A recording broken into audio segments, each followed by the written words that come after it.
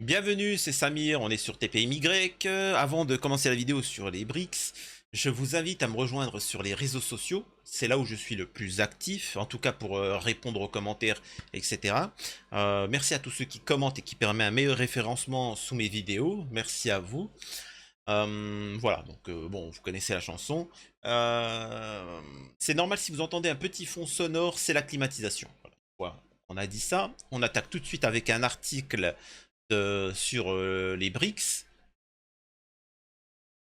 Donc voilà, on va lire l'article et on va aussi parler d'un commentaire de Lavrov sur justement cette réunion des BRICS, hein, qui a lieu pendant 2 jours. C'est-à-dire qu'à partir du 22 aujourd'hui, pendant 2 jours. Vous allez voir, ça va être intéressant. Pourquoi l'élargissement des BRICS est à l'ordre du jour à Johannesburg? Les BRICS ont pour front commun leur scepticisme vis-à-vis d'un ordre mondial qu'ils considèrent comme servant les intérêts des pays riches et notamment des États-Unis.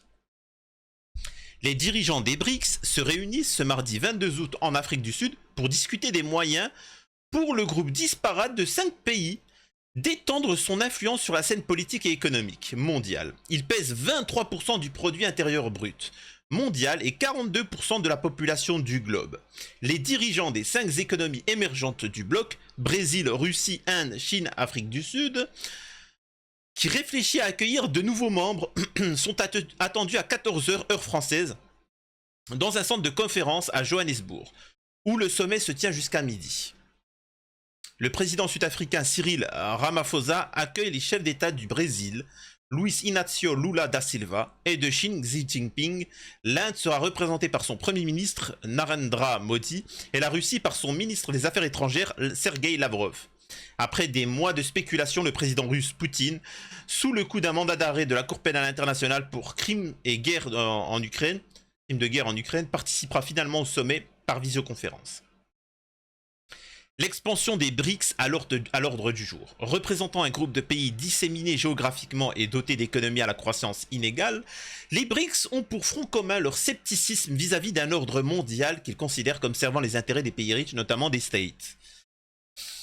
Les systèmes traditionnels de gouvernance mondiale est devenu dysfonctionnel, déficient et inopérant, a déclaré vendredi à la presse l'ambassadeur de Chine à Pretoria, assurant que les BRICS deviennent une force de plus en plus solide. Je vais vous donner mon point de vue là-dessus. Ils sont à la recherche d'espaces multilatéraux qui ne soient pas automatiquement dominés par les puissances occidentales. C'est ce qu'a expliqué à l'AFP que Cobus Van Staden, chercheur sud-africain spécialisé des relations Chine-Afrique. Peu d'informations ont été divulguées, bla bla bla. Une quarantaine de candidats. Pretoria a affirmé le mois dernier qu'une quarantaine de pays ont donné leur adhésion ou manifesté leur intérêt pour rejoindre le groupe. L'Iran, l'Argentine, le Bangladesh, l'Arabie Saoudite font partie des aspirants. En Afrique, l'Algérie, l'Égypte, l'Éthiopie ont exprimé leur désir d'intégrer le bloc.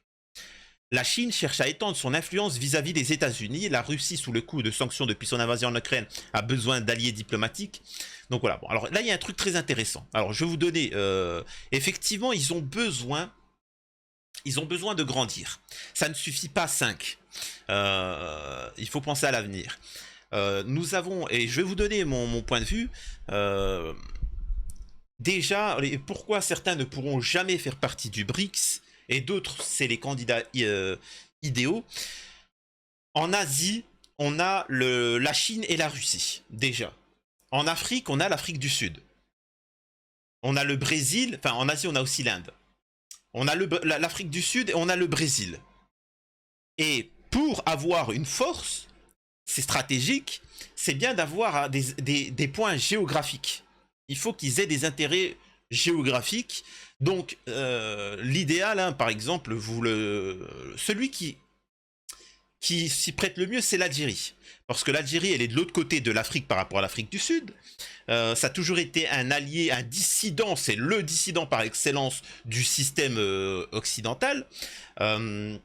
C'est l'un des rares pays au monde qui n'a pas de dette et qui a des réserves d'or massifs, qui a une armée puissante, qui a une économie qui a tout à faire, une population jeune, tout s'y prête. Le seul problème de l'Algérie, c'est les Algériens. Ah, c'est particulier. C'est leur éducation et c'est le fait qu'ils ne veulent pas travailler. Tu vois, et il n'y a que le gouvernement qui qui les pousse à essayer de se développer, mais bon, c'est un peu difficile. Mais une fois que ça s'est réglé, tu vois. En Amérique du Sud, on n'a que le Brésil. Ça serait bien un autre pays proche, vous voyez, ça serait bien. Et donc, ils ont besoin de ça. Aussi, les pays du Golfe, certains pays du Golfe, l'Arabie Saoudite, ce serait excellent. Ça serait véritablement excellent parce que, imaginez-vous, tous ceux qui contrôlent le pétrole s'unissent, enfin bon c'est déjà un peu l'OPEP, mais ils s'unissent pour foutre une quenelle à l'Occident. Donc déjà, vous pouvez voir ceux qui vont adhérer. Mais le problème, c'est qu'ils ne cherchent pas forcément que des gens à la meilleure économie. Parce qu'à ce compte-là, la France, elle postule et ils l'intègrent. Les États-Unis, ils postulent et ils l'intègrent. Non, ils ont besoin de gens de valeur. Des gens qui vont respecter, qui vont pas trahir le truc. Par exemple, je suis désolé pour tous ceux qui me regardent du Maroc, les Marocains ont fait, pour essayer d'infiltrer les BRICS, et comme, voilà, les BRICS ont dit non, on vous connaît, ça ne marche pas. On connaît le roi du Maroc, comment il fonctionne, ça ne marchera pas. Tout de suite après, le Maroc a dit non, mais de toute façon, les BRICS, c'est de la merde, c'est de la faute des Algériens. Bon, allez, si tu veux. Si tu veux. Et en fait, et la France, Emmanuel Macron, vous n'êtes pas au courant parce qu'ils ne vous en ont pas parlé aux informations, Emmanuel Macron a demandé à faire partie des BRICS, à vouloir venir en tant qu'observateur.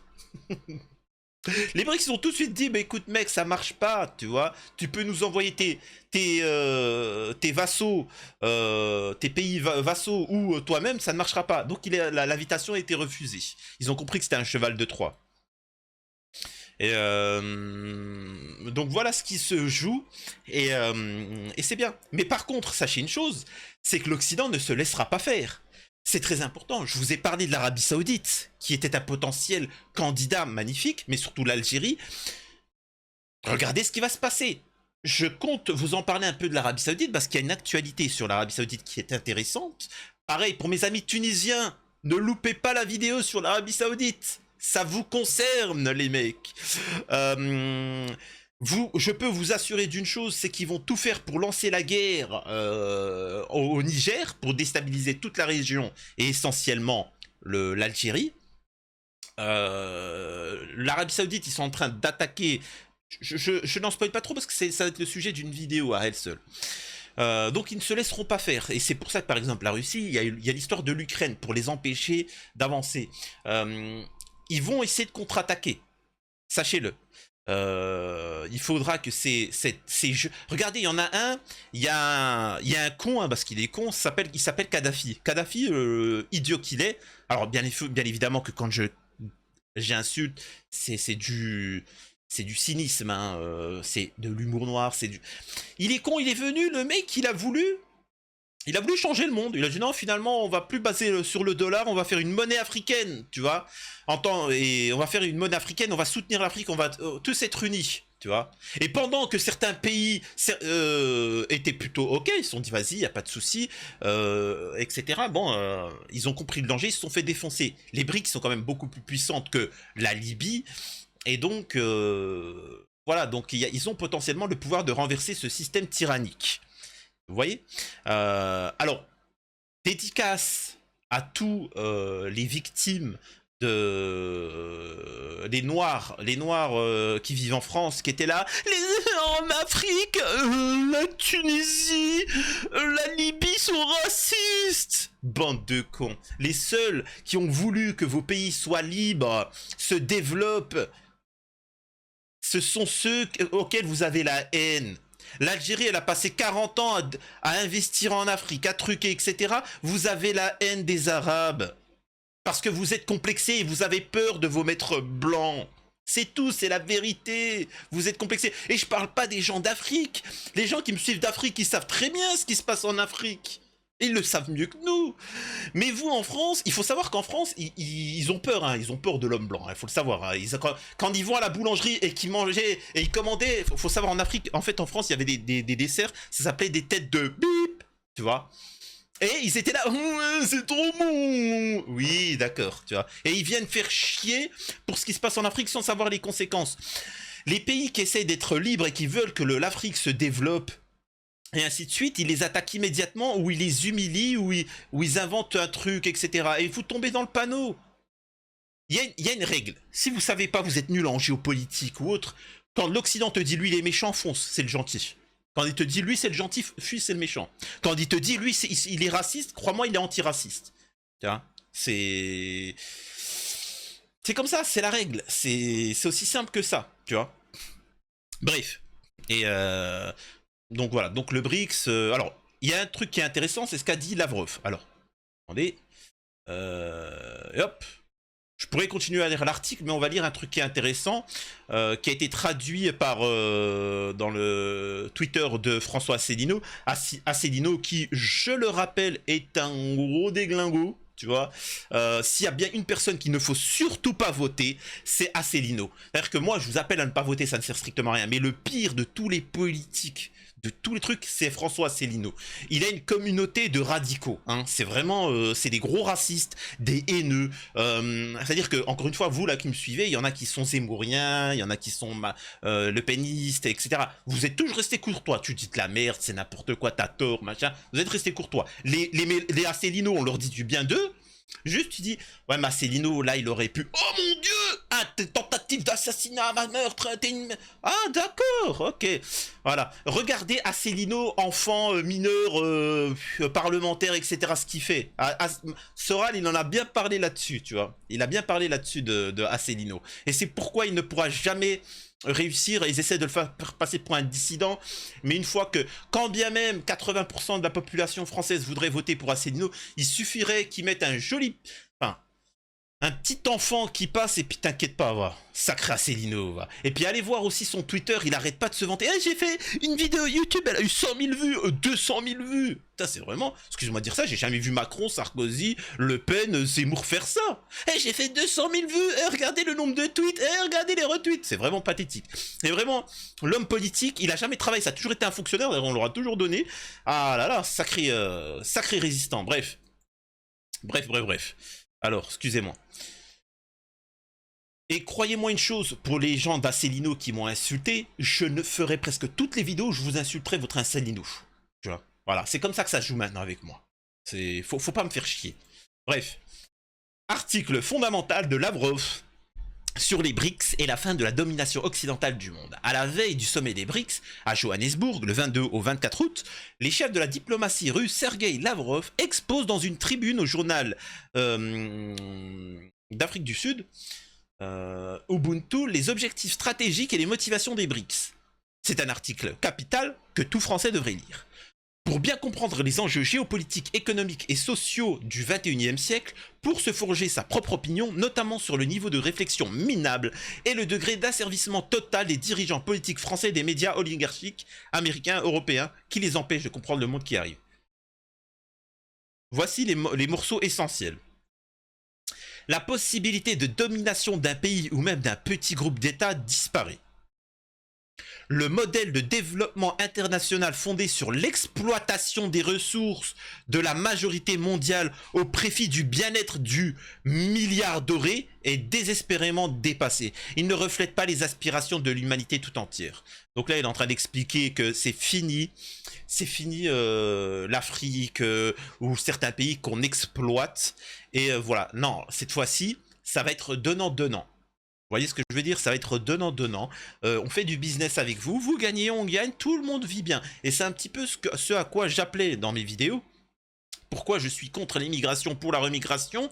Il y en a qui parlent ça de racisme. Non, vous êtes, vous, raciste. Parce que vous avez une haine profonde des pays africains que vous considérez comme de la merde. Alors que pas du tout, ce sont des pays très bien, mais qui sont sous domination occidentale. C'est tout. Ah mais non, c'est un président africain. Oui, bon, ils l'ont mis là, tu vois.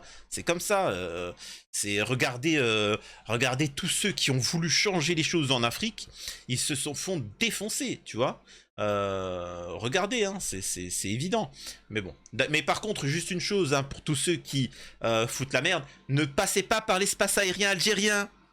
Erreur monumentale. Ils pardonnent pas. Tu vois, les Algériens pardonnent pas. Je crois que c'était au Cameroun, il y a quelqu'un qui voulait... Et, et le gars qui a fait le coup d'état avec les Occidentaux et qui ont tué le défenseur de l'Afrique, etc. Le pauvre, il est passé par l'espace aérien algérien. Hop, allez, en prison à vie. Voilà. Respect aux dissidents du monde entier. Ça, c'est faut le savoir. Bref. Le modèle de développement international, bon ça je l'ai déjà dit, la communauté mondiale en a assez du chantage et de la pression des élites occidentales et de leurs pratiques coloniales et racistes. Ça, c'est le chantage à l'antisémitisme, à tout ça, tu vois. C'est-à-dire que voilà, c'est le mec il est au Chili, tu vois, le mec c'est un Chilien. Alors tu penses quoi de la Deuxième Guerre mondiale? Quoi? C'est quoi ça? Je sais pas, je suis un paysan au Chili, je m'en fous moi. T'en penses quoi des juifs?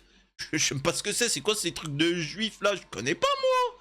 Je suis un Chilien, moi je connais les Argentins, machin, je sais pas, je m'en fous. Oh mon dieu, oh putain. Jean-Luc Mélenchon, nous dissocions de cette propos machin, excuse-toi. Non, c'est pas méchant, mais vos chantages là, au wokisme ou à tout ça, la majeure partie du monde, je vous dis la vérité, ils sont en balèque, ils connaissent même pas, ils s'en foutent. Chacun a son histoire, tu vois. Un ordre mondial multipolaire plus juste est en train de naître. De nouveaux centres de croissance économique et de prise de décision politique d'importance mondiale en Eurasie, dans la région Asie-Pacifique, au Moyen-Orient, en Afrique et en Amérique latine sont guidés avant tout par leur propre intérêt et placent la souveraineté nationale au centre de leurs préoccupations. Là, il dit quelque chose de très intéressant et qui est très compliqué de comprendre pour les Français. C'est vraiment très compliqué pour les Occidentaux. Souvent, on m'a dit, moi, par rapport au conflit russe-Ukraine, t'es un pro-russe, t'es un pro-Poutine, t'es un pro-Poutine. Non, en fait, je t'explique, je sais que c'est un peu compliqué. Non, t'es pro-Poutine. Non, tu suis pro-France, tu vois. Ah, mais les Algériens, ils sont pro-russes. Non, même pas, ils sont pas pro-russes. Ils sont pro-Algérie. Je sais que c'est compliqué de comprendre, tu vois. Les Russes, ils sont pro-russes. Les Chinois, ils sont pro-chinois, tu vois. Et les Français, ils sont pro à Israël. Les États-Unis, ils sont... Bon, allez, je vais pas trop en dire non plus. Mais ils pensent à leur intérêt. Et les intérêts de soi, c'est que tout le monde soit bien. Je vais te résumer le monde de manière très simple. Il y a quelqu'un qui a de l'eau, il y a quelqu'un qui a de la viande, il y a quelqu'un qui a des légumes. T'en as un, il a décidé pendant 100 ans de tous les massacrer pour essayer de prendre leurs ressources et faire la misère et créer la guerre pour baisser les prix. Et t'en as un autre qui dit, les gars, on peut faire d'une bonne manière. Tu me donnes ton eau, un peu de ton eau, moi je te donne un peu de ma viande. Toi, je te donne un peu de ma viande, tu me donnes un peu de tes légumes, et toi, tu donnes tes légumes à lui, il va te donner de l'eau, tu auras de la viande, et on fonctionne tous correctement. En Afrique, on se développe, comme en Chine, comme en France, comme partout dans le monde. Ça, c'est pas voulu. Parce qu'ils veulent que la population mondiale soit en guerre pour mieux la contrôler. Ça leur ferait chier, hein, il faut le comprendre. Tu penses bien que ceux qui fabriquent des médicaments ne souhaitent pas qu'il y ait un remède miracle qui guérit toutes les maladies. Pensez bien que leur business tomberait à l'eau. Vous pensez bien que celui qui crée des armes, ça le ferait chier qu'il n'y ait plus la guerre. Réfléchissez un petit peu quand même, à un minimum. C'est pourquoi non seulement la Russie, mais aussi un certain nombre d'autres pays réduisent constamment leur dépendance au dollar américain, passant à des systèmes de paiement alternatifs et à des règlements en monnaie nationale. La Russie poursuit son travail de démocratisation de la vie internationale et d'élaboration d'une architecture de relations interétatiques basée sur une sécurité partagée par tous, sur la diversité des cultures et des civilisations, et assurant le développement de tous. On est en train de t'expliquer que tu sois musulman, on te respectera en tant que musulman, que tu sois catholique, protestant, etc. Tu as dans ta culture, par exemple en Espagne, tu manges le soir au dîner à 21 h, en France c'est vers les coups de 19 h, chacun fait ce qu'il veut. Si en Occident, pour vous, un homme est une femme est un écureuil, faites ce que vous voulez. Mais ça c'est chez vous, n'essayez pas d'importer ça chez les gens.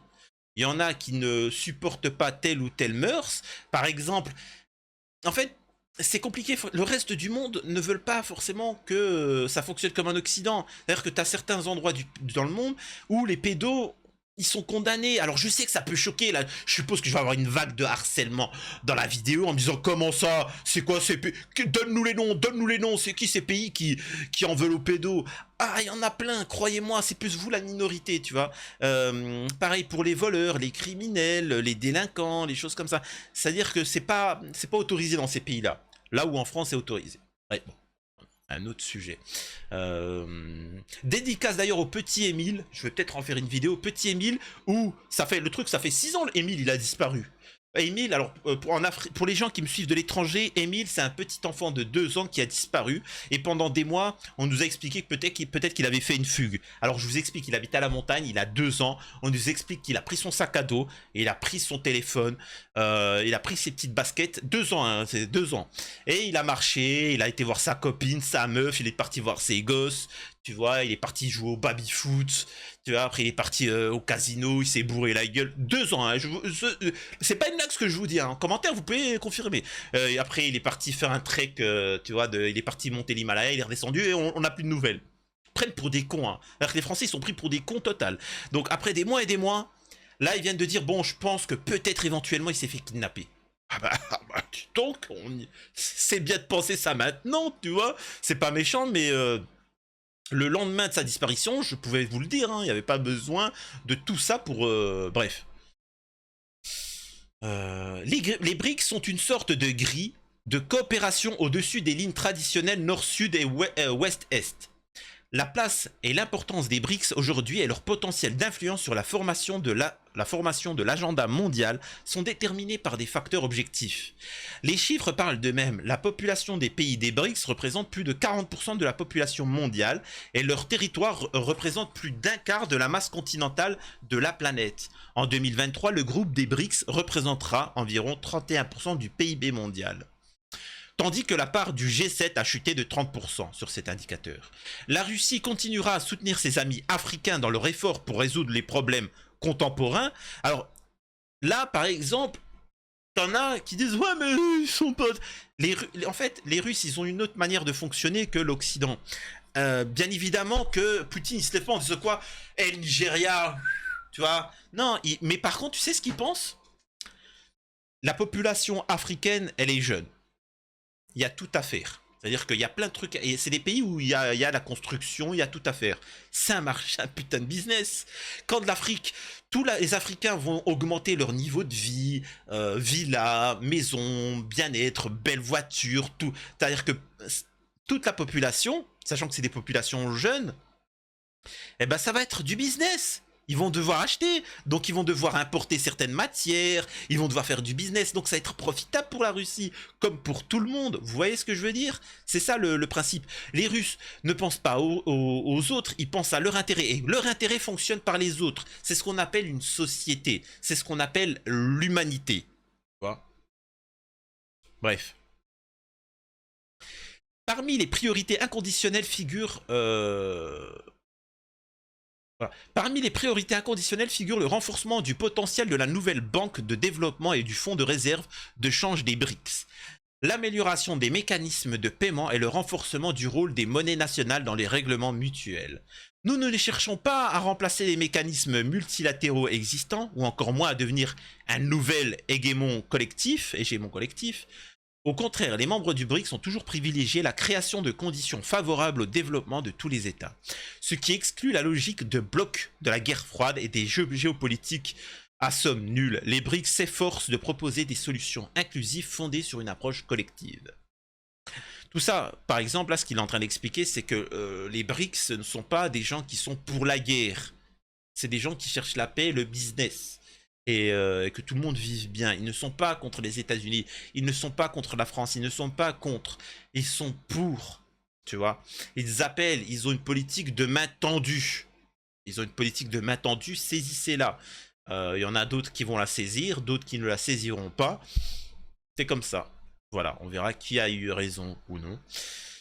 Donc voilà, c'était pour vous parler un peu des BRICS. S'il se passe des choses intéressantes lors de ce sommet, je vous assure que je ferai une petite vidéo pour vous tenir au courant. Mais en tout cas, je remercie tous ceux qui me redécouvrent. Alors, il y en a beaucoup qui me découvrent. Merci, soutenez, abonnez-vous. Mais je rappelle que ma chaîne de 100 000 abonnés a sauté et que si il y en a beaucoup qui me disent ah, je te retrouve en vidéo. Non, en fait, il faut savoir que mes chaînes ont été supprimées et censurées. Donc, si vous me revoyez là, abonnez-vous. Regardez, vous n'êtes pas abonné, abonnez-vous, laissez un like, un commentaire et rejoignez-moi sur mes réseaux sociaux. Et merci aussi à ceux qui sur Instagram et Twitter m'envoient des messages pour me parler d'articles. Ils m'envoient cet article ou d'autres articles, je regarde, je me dis, ah, ça serait bien pour une vidéo. Donc faites-le, plutôt que de m'envoyer sur YouTube, laissez pour le référencement, mais si vous avez des articles ou quelque chose à me dire, etc., sur les réseaux sociaux. Merci à vous, à la prochaine, c'était Samir TPMY.